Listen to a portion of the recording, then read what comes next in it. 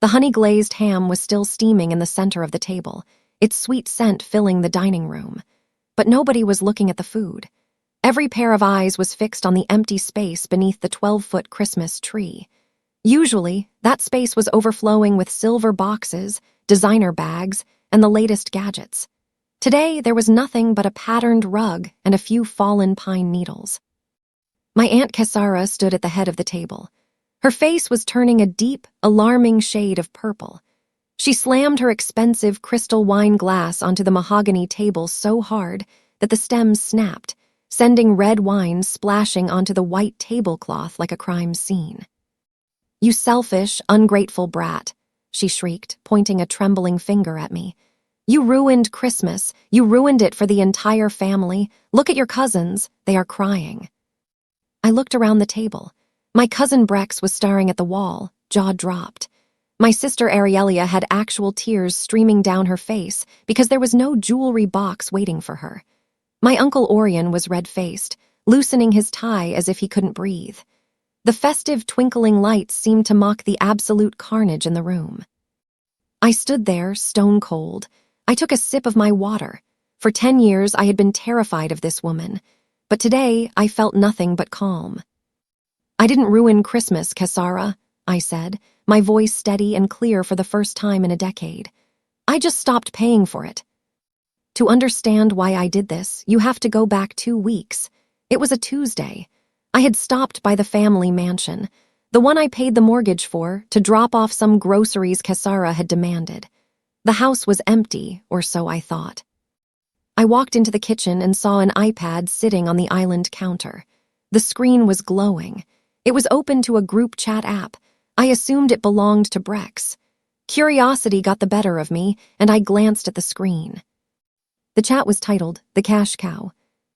My heart stopped. I tapped on the conversation history. It was a chat between Brex, Arielia, and Kesara. They were discussing me. "Sylvan came by today wearing those ugly boots again," Brex had typed. "He looks like a homeless person. It's embarrassing." "Who cares what he looks like?" Kesara had replied. "As long as he pays for the ski trip to Aspen. I told him it costs $15,000, but the actual cost is $10,000. We can split the extra $5,000 as a shopping bonus." "He is so easy to manipulate," Arielia added with a laughing emoji. "Just tell him he's a good brother and he opens the wallet. What a loser." I stood there, freezing cold in the warm kitchen. I worked 80 hours a week as a project manager. I sacrificed my sleep, my social life, and my happiness to give them a luxury life. And they were laughing at me. They were stealing from me. I walked out of the house that day without leaving the groceries. I drove straight home to my small, one-bedroom apartment. I sat on my couch and stared at the wall for a long time. The sadness washed over me, heavy and suffocating. But then, the sadness turned into something else. It turned into anger, and finally, it turned into a plan. I picked up my phone.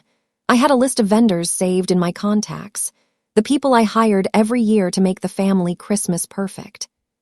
First, I called the high-end catering company.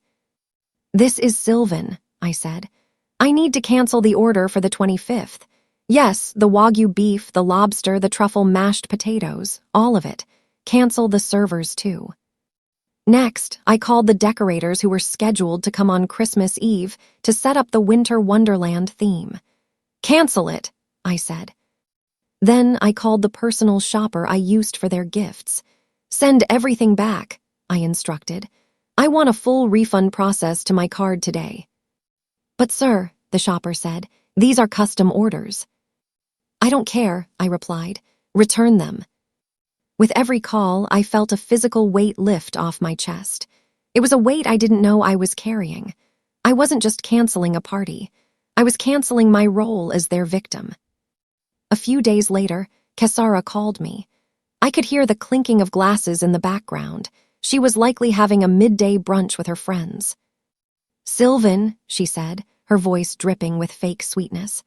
"I just wanted to make sure you ordered the wine. Remember, Orion only drinks that specific vintage from Napa.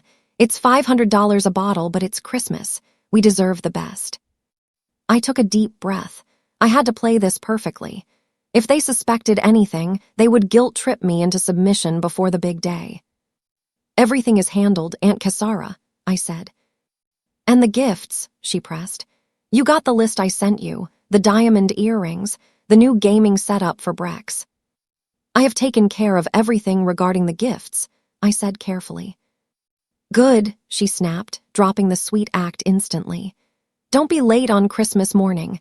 We want to open presents at 10:00 a.m. sharp, and dress better this year. We have guests coming." "I'll be there," I said. I didn't lie, everything was handled. The gifts were taken care of by not existing, and I would definitely be there. I wouldn't miss the show for anything in the world. December 23rd arrived. Usually, this was the day the delivery trucks started arriving at the mansion. Cases of champagne, boxes of decorations, and piles of food would flood the entryway. My phone rang. It was Uncle Orion. "Sylvan," he sounded panicked. "There are no trucks here. The driveway is empty. Did you get the delivery dates wrong? The neighbors are already putting up their lights and our lawn looks bare." I leaned back in my office chair, spinning a pen between my fingers. "I'm simplifying things this year, Uncle," I said calmly. "I decided the commercialism was getting too much. I wanted us to focus on family." "Simplifying," Orion sputtered. "What does that mean? We have a reputation to maintain. The neighbors expect a show." "Don't worry," I said. "It will be a Christmas nobody will ever forget." "Well, fix it," he yelled. "I don't want to look poor in front of the community." He hung up. He was so worried about looking poor, but he had $0 in his own bank account. He had been living off my loans for a decade. He didn't realize that the poverty he feared was already his reality. He just hadn't paid the bill for it yet. Christmas morning. The sky was gray and overcast. I drove my 10-year-old sedan up the long driveway of the mansion. The house looked dark. There were no wreaths on the windows, no lights on the bushes. I grabbed the single item I had brought, a plastic container of store-bought sugar cookies. The price tag, $4.99, was still stuck to the lid. I unlocked the front door and walked in. The family was gathered in the living room. They were dressed in their finest clothes, waiting for the mountain of presents they assumed were in my trunk. When I walked in with just the cookies, the room went silent. "Where is the rest of it?" Brex asked, looking behind me. "Where's the truck?" "Merry Christmas," I said, placing the cookies on the coffee table. "I brought dessert." Cassara stared at the cookies. Then she looked at me. Her eyes widened. "Is this a joke?" she whispered. "Where are the bags? Where is the jewelry? Where is the catering staff?" "There is no staff," I said, taking off my coat. "And there are no bags. I thought we could just spend time together." The look of horror on their faces was better than any movie I had ever seen. It wasn't just disappointment. It was fear. They were realizing that the ATM had just swallowed their cards. The silence stretched on, uncomfortable and heavy. Cassara was vibrating with rage, but she hadn't exploded yet. She was trying to figure out if this was some kind of elaborate prank. "Sylvan," Orion said, forcing a laugh. "Very funny. You're teaching us a lesson about gratitude, right? Now tell us when the real stuff is arriving." "I'm serious, Uncle," I said. I decided to test them. I wanted to see if there was even a shred of humanity left in them. "Actually," I lied, putting on a sad face. "I lost a big investment last week. The market crashed on me. I lost a lot of money. In fact, I might need some help this month. Could you guys chip in to help me pay the utilities for this place?" The reaction was instant.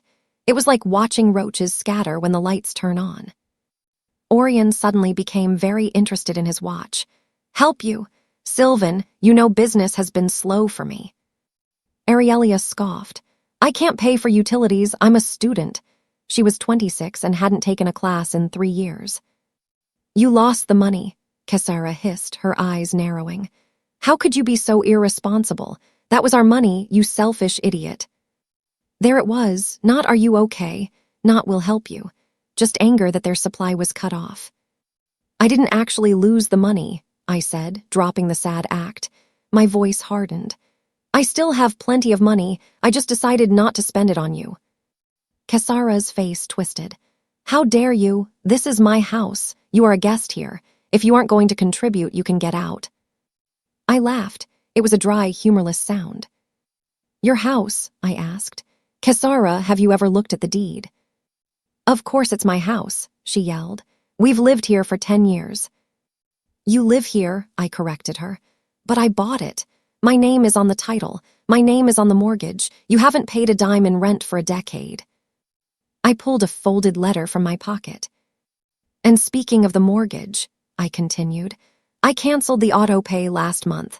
The payment hasn't been made. If you want to keep living here, you'll need to come up with $4,000 by the first of the month. Kesara looked like she had been slapped. She grabbed the counter to steady herself. You can't do that, she stammered. It's my house, I smiled. I can do whatever I want, and right now I'm evicting the freeloaders. Before Kesara could recover from the mortgage bomb, a loud beeping sound came from the driveway. Beep, beep, beep. It was the sound of a heavy truck backing up. Brex ran to the window.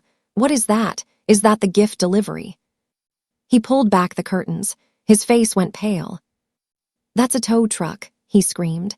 They're hooking up my car. Hey, stop. He ran to the front door and flung it open. What are you doing? That's my Supra. I walked to the doorway and leaned against the frame. The tow truck driver was already securing the chains.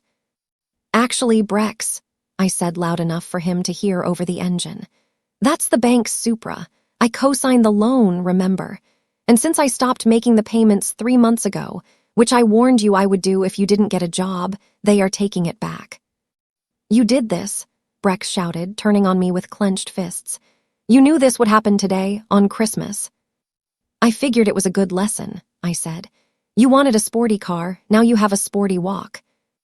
He watched helplessly as his pride and joy was dragged down the driveway, leaving skid marks on the pavement.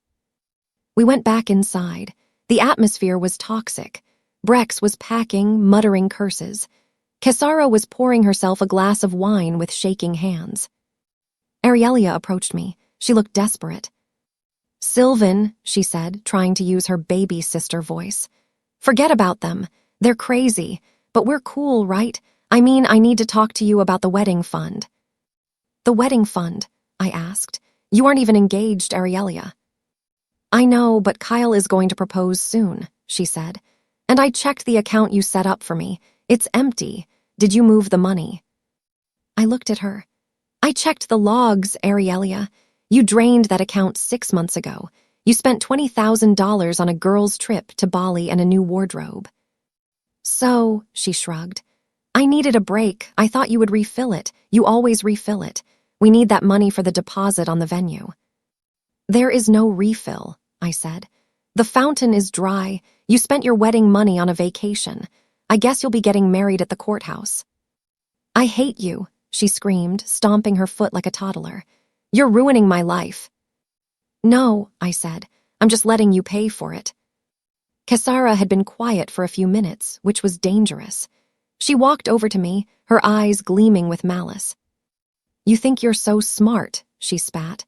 Holding money over our heads, but you forgot something. I have your grandmother's ring, the sapphire one.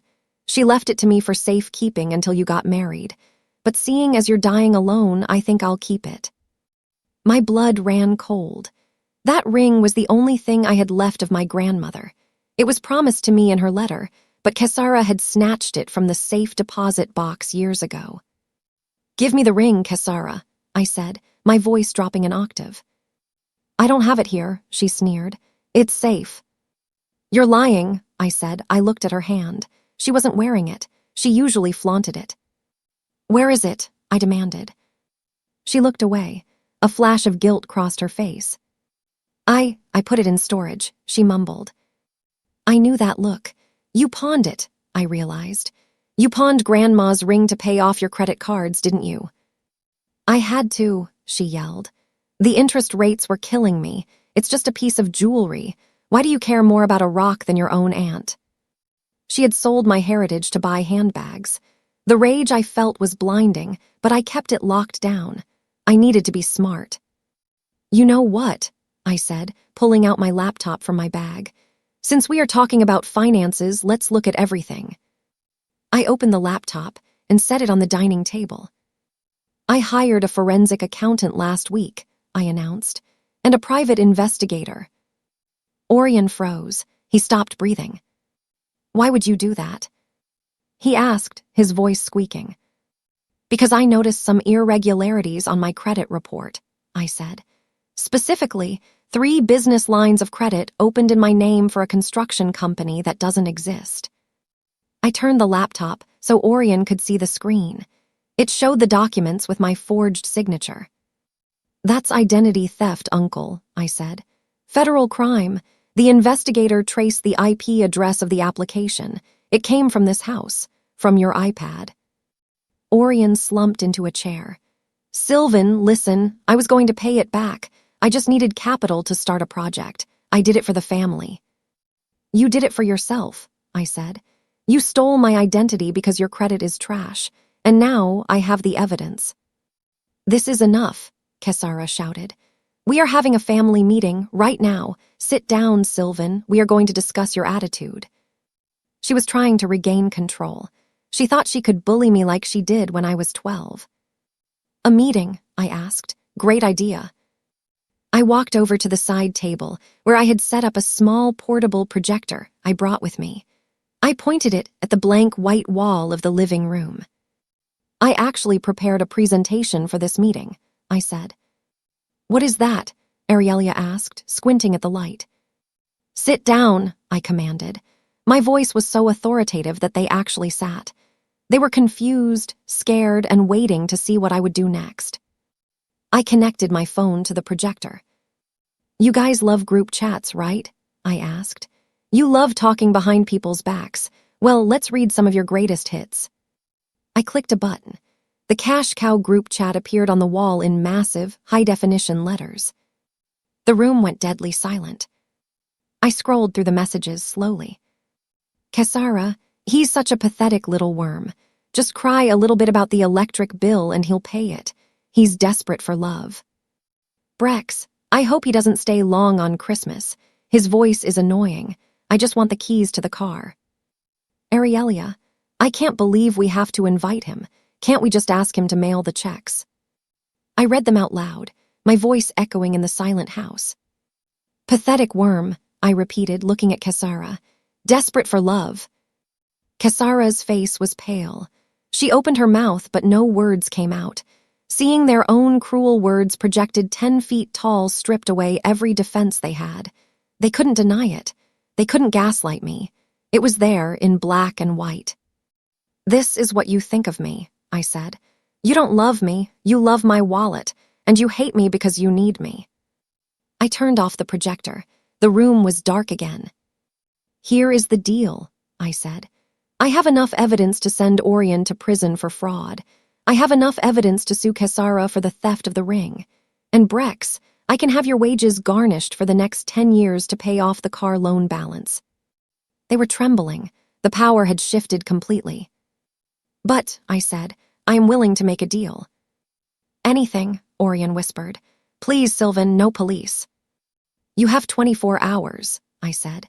Kesara, you will tell me exactly which pawn shop has the ring and give me the ticket to redeem it.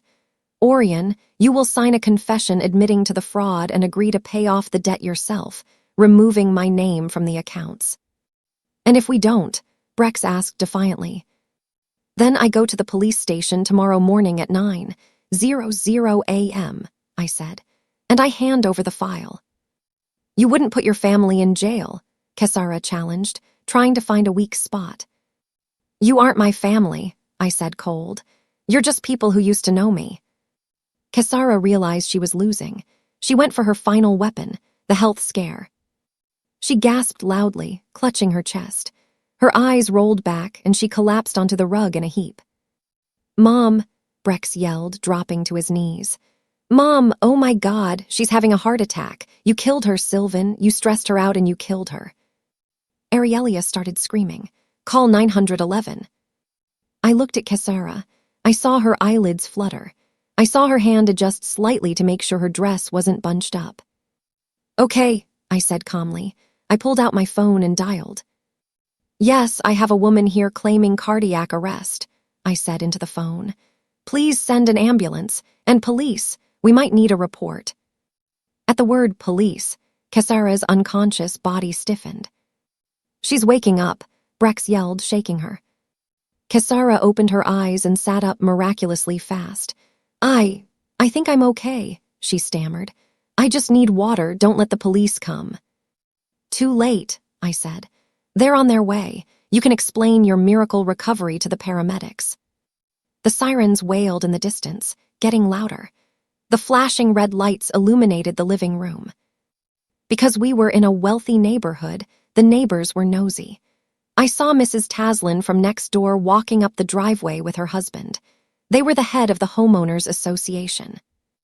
The front door was open. Taslin peered inside. Is everything all right? She asked, looking at the chaotic scene. Kesara on the floor, Brex crying, the empty tree. Everything is fine, Taslin, I said loudly. My aunt just had a bit of a shock. We were discussing how they have to move out because they haven't paid the mortgage in a year. Taslin's eyes went wide. She looked at Kesara, who prided herself on being the queen of the neighborhood. Oh my, Taslin whispered. Foreclosure. Kesara scrambled to her feet, her face red with humiliation. No, he's lying. He's mentally unstable. Actually, I said, pointing to the tow truck that was just leaving with the car. We're just cleaning house. Taslin nodded slowly, judging them. The secret was out. The rich family was a fraud. By tomorrow, the whole neighborhood would know. While the paramedics were checking Kesara, her vitals were perfect, of course, I went into Orion's home office. I needed to find the pawn ticket. I rummaged through his desk. In the bottom drawer, hidden under a stack of magazines, I found a legal document. It was my grandfather's will. I had seen this will before, but this version looked different. I read the last page. It was a codicil, an amendment, stating that the bulk of his estate was to go to Kesara, leaving me with only a small token sum. I looked closer at the signature. It was shaky. It didn't look like my grandfather's firm hand, and the date was 2 days after he had fallen into a coma. They had forged it. They had stolen my rightful inheritance years ago to fund their lifestyle, and when that ran out, they started using me as the ATM. I took a picture of the document and slipped the original into my jacket. This was the nuclear option. This was prison time for all of them. I walked back into the living room. The paramedics were leaving, annoyed at the wasted trip. I found the will, I said, holding up the paper. The color drained from Kesara's face, so fast she looked like a ghost. That's private, she rasped. It's a forgery, I said, and I'm taking it to probate court. Brex stood up. He was big, a gym rat who used steroids I probably paid for. He walked toward me, chest puffed out. Give me the paper, Sylvan, he threatened. And give me your car keys. You aren't leaving here until you fix this. He reached for me. I held up my other hand. I was holding a small black key fob. I pressed the silent alarm on my security system 5 minutes ago, I said. And I have the police on speed dial. The officers who responded to the ambulance call are still in the driveway writing their report. Do you really want to assault me right now? Brex stopped. He looked out the window. The police cruiser was indeed still there. He backed down, defeated. I'm leaving, I said. You have until tomorrow to get me the pawn ticket. I walked out, but I wasn't done. I legally owned the furniture in the house. I had the receipts for the leather sofas, the grand piano, the dining table, even the beds. That night at 2:00 a.m., I returned. I brought a moving crew I had hired weeks ago. I had a legal court order for repossession of personal property. We worked quietly. We entered with my key. My family was asleep upstairs. We took the living room set. We took the dining table. We took the 85-inch TV. We emptied the downstairs completely. When they woke up on December 26th, they walked down to a house that was literally an empty shell. The echo of their footsteps on the bare wood floors was the sound of their new reality. Arielia tried to fight back the only way she knew how. She went on TikTok. She posted a video of herself crying with sad music. "My monster brother kicked us out on Christmas. He stole everything. We are homeless. Please help." The video started to get views. People were commenting, calling me a villain. I didn't argue. I just posted a response video. It was a slideshow. No music, just facts. Slide 1. The bank transfer showing I sent her $100,000 over 5 years. Slide 2. The Cash Cow group chat screenshots where she mocked me. Slide 3. The forged will. Slide 4. The video of Kesara faking the heart attack. I captioned it, "Receipts." The internet turned on her instantly. Her comments section was flooded with people calling her a grifter and a narcissist. She deleted her account 3 hours later. Kesara texted me the photo of the pawn ticket the next morning. She was broken. She knew I had the will, and she was terrified of jail. I went to the pawn shop in the shady part of town. I handed the ticket to the guy behind the glass. "That'll be $2,000 to get it out," he said. I paid it. It was money I had saved by not buying them the Wagyu beef. He handed me the ring. The sapphire sparkled under the fluorescent lights. It was beautiful. I slipped it into my pocket. It felt warm. It felt like my grandmother was finally back with me. I wasn't going to sell it. I was going to keep it. It was a reminder of what I had survived. January 1st. The bank issued the formal foreclosure notice on the mansion. Kesara and Orion couldn't come up with the money. The house went to auction. Since I was the one with the funds, and I knew the value, I bought it back from the bank under an LLC name. I sent the eviction crew.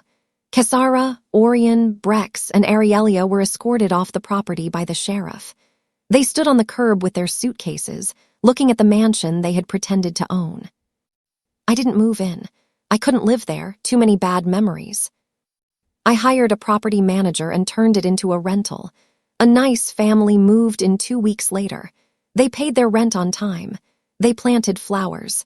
The house finally had love in it instead of greed. The fall was hard for them. Kesara and Orion moved into a tiny, one-bedroom apartment on the other side of town. The walls were thin, and the carpet was stained. For the first time in 30 years, Orion had to get a job. He got a job as a greeter at a hardware store. Kesara had to work too. She got a job at a department store, working the return counter. It was poetic justice. She spent her days dealing with angry, entitled customers who screamed at her, just like she used to scream at me. Brex had to take the bus. He got a job at a gym, wiping down equipment. Arielia had to drop out of her socialite life and actually finish her degree with student loans she had to sign for herself. They realized too late that I wasn't just the bank. I was the engine that kept their world turning, and I had shut it off. 1 year later. It was Christmas morning again, but this time I wasn't in the gloomy mansion. I was in a log cabin in the mountains. A fire was crackling in the hearth. I was with 3 of my best friends. We were drinking cocoa and laughing. There were no expensive gifts under the tree, just thoughtful things, a book, a scarf, a framed photo. My phone pinged on the table. I glanced at it. It was a text from Kesara. "Merry Christmas, Sylvan, we miss you. The apartment is so cold. Maybe we could meet for coffee. We are really sorry." I looked at the message. I thought about the ham. I thought about the Cash Cow chat. I thought about the ring. I didn't feel anger anymore. I just felt relief. I didn't reply. I pressed block. I put the phone down, picked up my mug, and looked out the window at the fresh, clean snow. It was the most beautiful Christmas I had ever seen.